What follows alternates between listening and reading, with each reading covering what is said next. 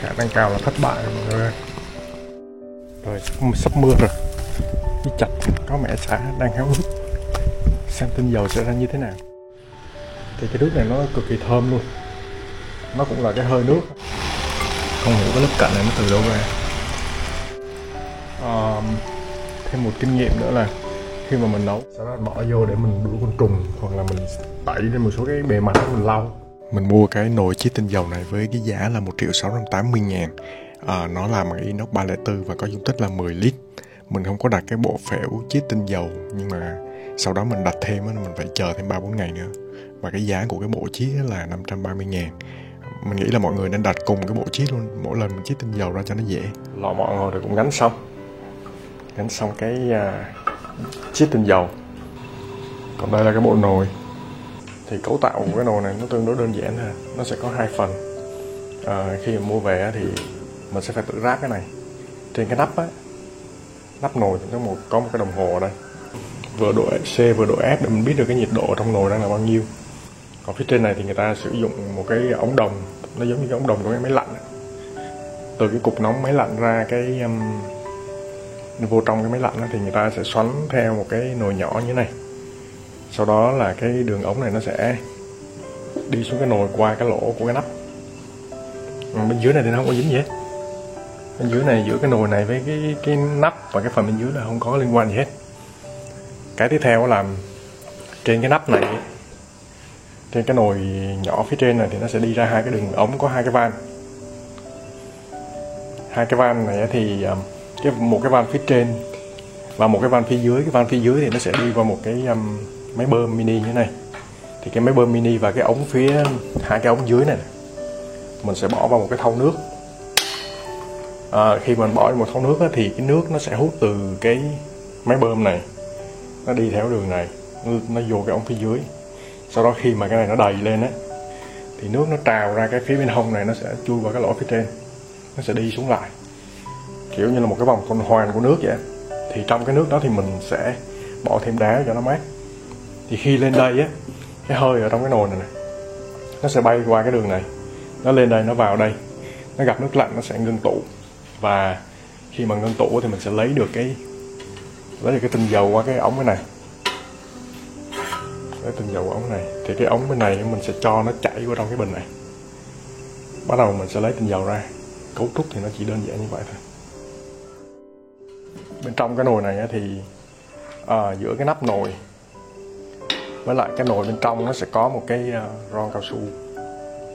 Và ở bên trong này thì người ta cho một cái, nó giống như là một cái sửng. Ở dưới này nó, khi mình bỏ cái sửng này vô thì là nó sẽ nằm ở giữa nồi, nó sẽ nằm ở giữa nồi như thế này. Bên dưới cái sửng này thì mình sẽ đổ nước. Phía trên này thì mình sẽ bỏ sả và những cái loại hoa, là những cái loại cây gia vị mà mình muốn làm tinh dầu Xong rồi mình bỏ cái ron lên thôi. Giữa cái ron này với lại cái nồi và cái nắp nồi thì nó không có dính gì nhau nó không giống như cái nồi áp suất. Đó, cái bỏ vậy thôi.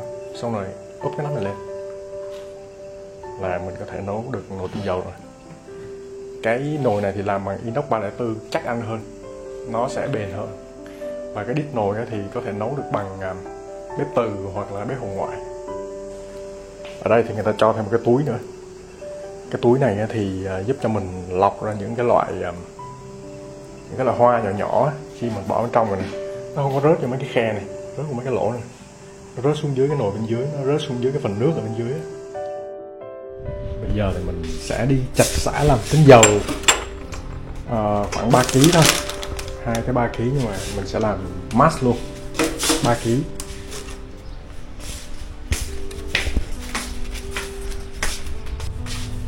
Cái nào chặt cho dễ.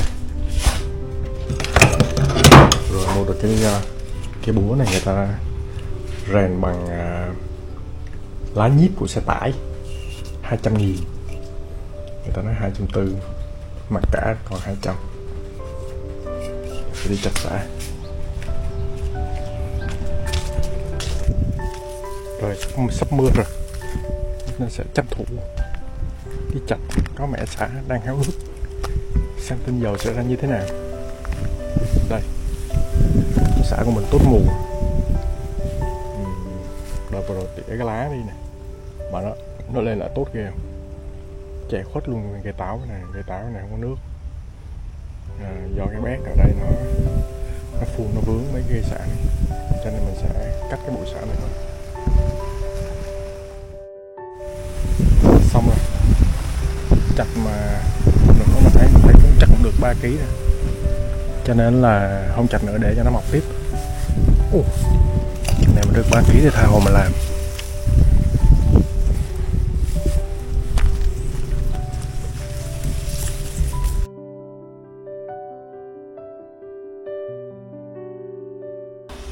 Xong phần nguyên liệu rồi, mình đã xử lý sơ. Bây giờ mang đi rửa, xong rồi cân thử nó xem nhiều. Mình tưởng nó ít cái anh là nó cũng nhiều ghê. Này chắc không biết nó vô hết cái nồi nữa. Giờ mang đi rửa sơ. Thường thì khi mà người ta chiết xuất tinh dầu thì người ta sẽ sử dụng một là những cái loại hoa, hai là những cái loại lá và ba là những cái loại gỗ. Tuy nhiên thì không phải tất cả các bộ phận của cây đều có thể chiết xuất tinh dầu được. Ví dụ như cây hoa hồng thì được chiết xuất từ hoa, trong khi tinh dầu gỗ đàn hương thì mình lại chiết xuất từ thân cây. Cho nên đó là mỗi cái loại cây hay loại hoa thì nó cũng sẽ có những cái phương pháp chiết xuất tinh dầu khác nhau. Phổ biến nhất là cái phương pháp mình đang làm, đó là phương pháp chưng kết bằng hơi nước. Mọi thứ đã sẵn sàng, gặp một vài vấn đề. Vấn đề đầu tiên là cái máy bơm này nè, nó bơm nước lên nhanh quá. Khi mà nó bơm nước lên nhanh quá thì mình phải hãm bớt cái máy bơm lại. Cái van của cái máy bơm nó nằm ở cái phía dưới của cái phần ngưng tụ, còn cái van phía trên là cái van thoát nước thì mình mở hết cỡ ra luôn. Van dưới thì mình phải hãm bớt cái máy bơm lại, không thôi nó trào ra. Hồi nãy mình bị nó trào cái này nè, do cái máy bơm nó bơm nhanh quá. Khi nó bơm nhanh quá nó trào ra cái mặt này luôn. Mình cũng đã chuẩn bị sẵn đá ở đây để khi mà cái nhiệt độ sôi, cái nồi này nó sôi đến cái nhiệt độ mà mình thấy bắt đầu tinh dầu nó ra cái ống này rồi thì mình sẽ bỏ đá vào thêm. Chắc mình canh cỡ khoảng chừng 60 độ là mình sẽ bỏ đá vô để cho cái nước này lạnh trước. Ở bên trong này nguyên liệu mình đã bỏ xong rồi. Trong này thì có sả, có nước ở dưới, giống như hấp bánh chưng rồi, hấp bánh bao rồi thôi. Mình cắt sả nhỏ ra, mình nghĩ là phải cắt nhỏ ra để đảm bảo cái việc mà chưng kết nó sẽ hết tinh dầu nhiều hơn. Cái này mình cắt cũng hơi bự. Mình có cân thử thì được khoảng 2 kg sả, không được hơn 2 kg một xíu, 2 kg mốt. Bây giờ mình sẽ, khi mà nó hấp lên thì nó sẽ đi qua cái van này, sau đó nó đi vào đây. Nó đi vào đây thì bắt đầu nó sẽ đi qua vòng xoáy này.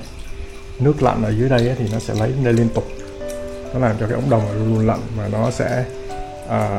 nó sẽ ngưng tụ tinh dầu trong cái ống này. Ngưng tụ tinh dầu trong ống này thì nó sẽ chảy qua đường này và nó đi vào đây. Thì hiện tại về mặt logic thì đã xong rồi đó. Lý thuyết thì là như vậy, không biết nó sẽ như thế nào. Ở phía dưới cái bình ngưng tụ này thì là khi mà nó ngưng tụ xuống á, thì mình để ở đây nó có một cái quai này, nước nó sẽ chảy, tinh dầu nó ở phía trên, nước nó sẽ chảy. Cái phần nước nó nằm ở dưới thì khi mà mình để ý cái ống này, nước mà nó sau khi mà nó bắt đầu có tinh dầu trong cái ống này thì mình sẽ để cho nước nó chảy xuống bên dưới. Nước chảy xuống dưới đây thì nó, khi mà nó cao hơn cái ống này thì nó sẽ chảy xuống đây. Bây giờ mình sẽ bắt đầu cất thử xem là nó hoạt động như thế nào. Bây giờ mình sẽ đo đồng hồ thử xem coi từ giờ cho đến lúc mà tinh dầu sẽ xuất hiện trong bình là bao nhiêu phút.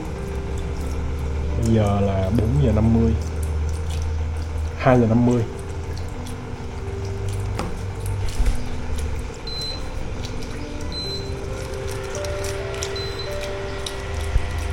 Mình nấu bằng cái nồi, cái bếp hồng ngoại, bếp từ.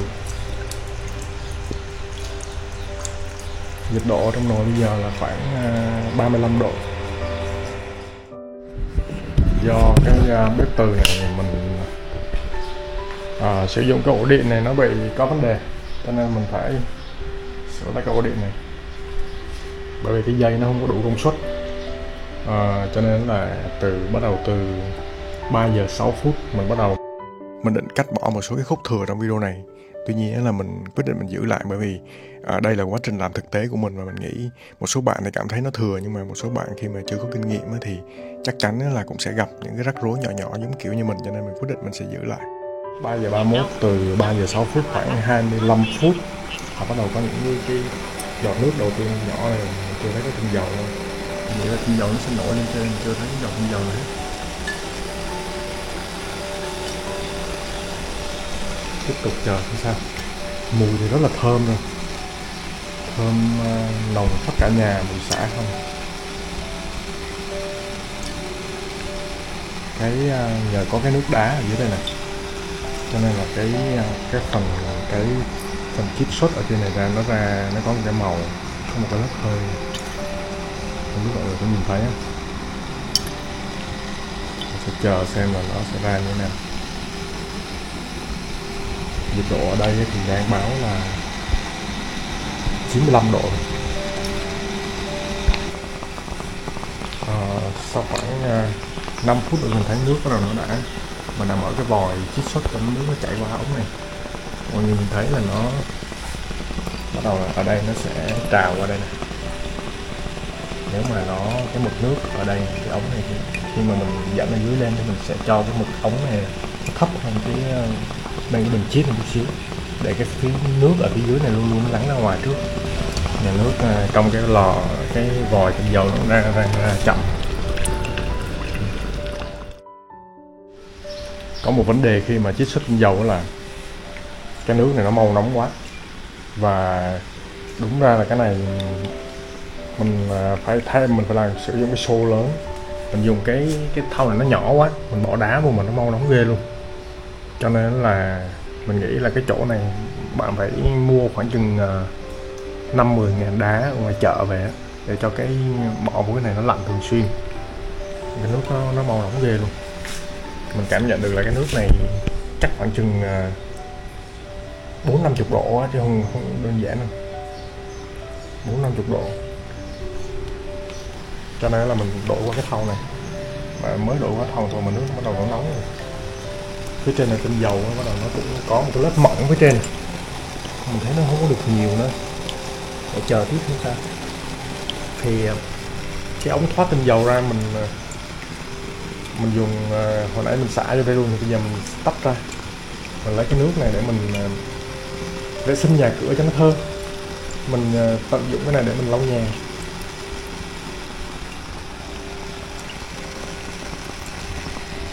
Cái phần nước nó không có được lạnh, với lại mình phải kiểm soát cái vòi này. Nó bơm lên nhanh quá, nó bơm nhanh quá, nó trào ở trên này ra. Cho nên nếu mà mình không kiểm soát này thì nó sẽ trào ở phía trên này. Khả năng cao là thất bại rồi mọi người ơi. Hiện tại mình vệ sinh tất cả mọi thứ luôn. Cái ống này mình cũng vệ sinh, rồi mấy cái ống này mình cũng vệ sinh, nhưng mà mình lại quên mất vệ sinh cái đường ống đồng. Cho nên là trong quá trình mà tinh dầu nó lên đi qua ống đồng nó ra ngoài, mình không để ý thôi. Cái nồi này mình vệ sinh sạch sẽ, mọi thứ vệ sinh sạch sẽ hết. Nó có một cái lớp ván ở dưới này, mình nghĩ là chỉ có ở trong cái ống đồng nó ra thôi. Mình sẽ làm hết cái mẻ này thôi, xong rồi cái đợt tiếp theo thì mình sẽ làm nó nhỏ hơn, cắt xả nhỏ hơn, và mình sẽ mua đá về để cho nước nó không có nóng. Hiện tại cái này nước nó nóng nhanh ghê luôn. Mình nghĩ nếu mà nước nó không có được nóng thì cái quá trình ngưng tụ của nó trên này nó cũng sẽ không có được hoàn hảo. Cái này chắc phải mua 5-10 ngàn đá mới được. Mình sẽ làm lại mẻ khác. Và dưới đây thấy toàn nước, có một lớp tinh dầu mỏng như thế này. Mà lớp tinh dầu này là coi hết xài rồi. Lớp tinh dầu này toàn là cặn không à.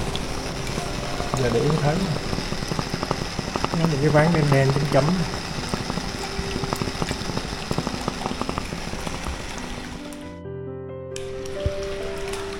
Mình mới mua thêm 5 ngàn đá về rồi bỏ vô cho nó mát.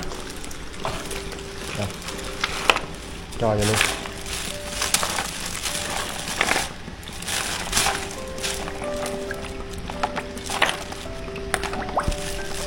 Để xem hiệu quả nó như thế nào.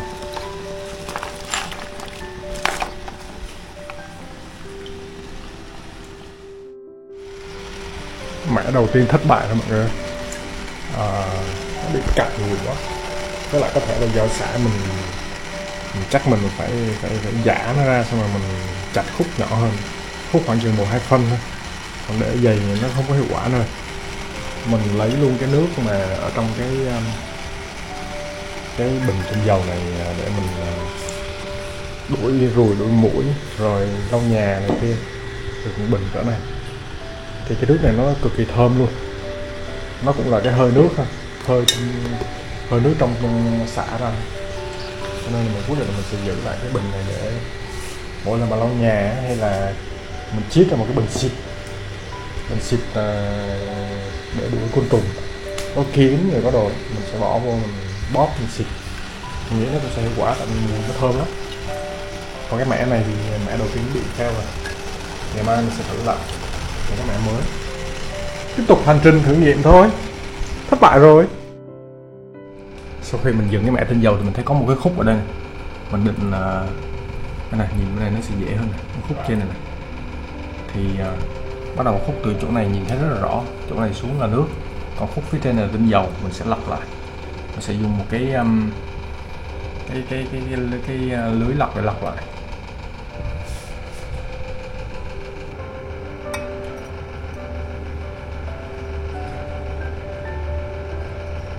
Cạnh nó cũng không có nhiều, mình lọc ra là một cái hũ bé xíu vậy thôi, chưa được nửa hũ nữa. Không biết mọi người nhìn thấy không?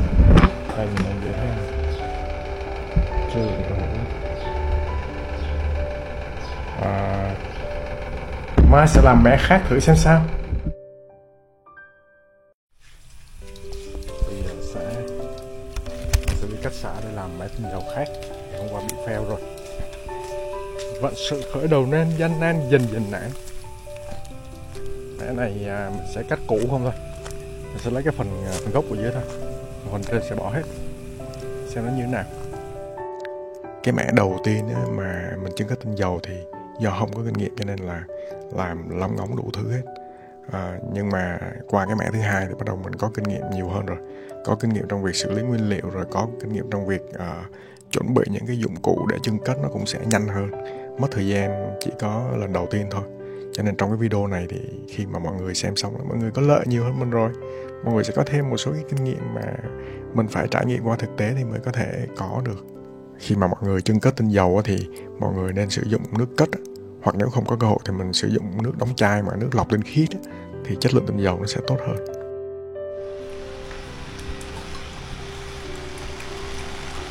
Cái tinh dầu nó bắt đầu ra rồi, nhưng mà nó được một cái lớp mỏng ở trên. Mặc dù mình đã vệ sinh kỹ nhưng mà nó vẫn có cái lớp cặn nữa. Không hiểu cái lớp cặn này nó từ đâu ra. Lần trước cũng vậy. Nước thì nó bắt đầu nóng rồi. Thêm một kinh nghiệm nữa là khi mà mình nấu cái nồi nó sôi rồi, bắt đầu mình sẽ giảm nhiệt độ lại. Hiện tại mình giảm nhiệt độ lại còn một nửa để cho nó chiết xuất từ từ. Mình thấy cái mẻ thứ hai này có vẻ ổn hơn rồi, và những cái lần chưng cất tiếp theo nữa mình nghĩ nó sẽ ok hơn nhiều. Được gần một hũ, lần này được nhiều hôm qua. Hôm qua được xíu à, qua được nửa hũ à. Với lại hũ này nữa. Ở đây bạn cho 5 cái hũ đựng tinh dầu này. Tinh dầu mình làm nó an toàn hơn, nó không giống như là mình mua mình không biết là nó có hóa chất hay không. Bây giờ cái tinh dầu chanh xả nghe nó nhanh nhãn mà bán rẻ chứ, mình chiết xuất 3-4 tiếng mới được chừng này, nhưng mà người ta làm số lượng lớn thì nó cũng sẽ khác. Được một hũ này, với lại được một cái này, một cái hũ này, cái hũ này chắc phải 1-2 lít gì đó. Thì cái hũ này mình sẽ sử dụng cái bình xịt này, mình sẽ kiếm cái bình xịt này, sau đó bỏ vô để mình đuổi côn trùng, hoặc là mình tẩy lên một số cái bề mặt mình lau cho nó dễ. Mỗi lần lấy khoảng chừng một muỗng canh thôi, muỗng cà phê thôi, nó thơm lắm. Tinh dầu trên này nó vẫn bị sót một vài cái này, nó có một cái lớp tinh dầu phía trên này. Các bạn nào mà có thời gian rảnh mình làm thì được. Với lại xả phải băm nhỏ ra, thơm bông nhỏ nó cũng không hiệu quả, với lại mình phải sử dụng nhiều sả lên. Nhưng mà được một cái là mình làm tinh dầu của mình thì nó an toàn cho sức khỏe mình hơn. Dưa được không? Được thêm một cái bình hơi nước chân kết của tinh dầu nữa. Nó rất là thơm luôn, mùi nó thơm lắm. Xong rồi khi nào dùng thì mình sẽ lấy ra dùng. Làm mất thời gian, cái này dễ chắc. Mình làm cái này mình xài được khoảng 3 tháng, sau đó là mình sẽ làm lại. 3 tháng làm lần cũng ổn đúng không? Không đến nổi. Nhưng mà ngoài cái làm cái tinh dầu xả này thì sắp tới mình sẽ làm một số cái loại tinh dầu mới nữa. Đằng sau đang có cái cây hương nhu nữa, mà cây hương nhu nó chưa có tốt, nó không có được nhiều. Mình nghĩ là những cái loại tinh dầu khác nó cũng sẽ thơm. Mình muốn có một cái một số lượng tinh dầu mà do mình tự làm á thì nó an toàn hơn cho sức khỏe. Chào tạm biệt mọi người và hẹn gặp lại mọi người trong những video kế tiếp. Bye.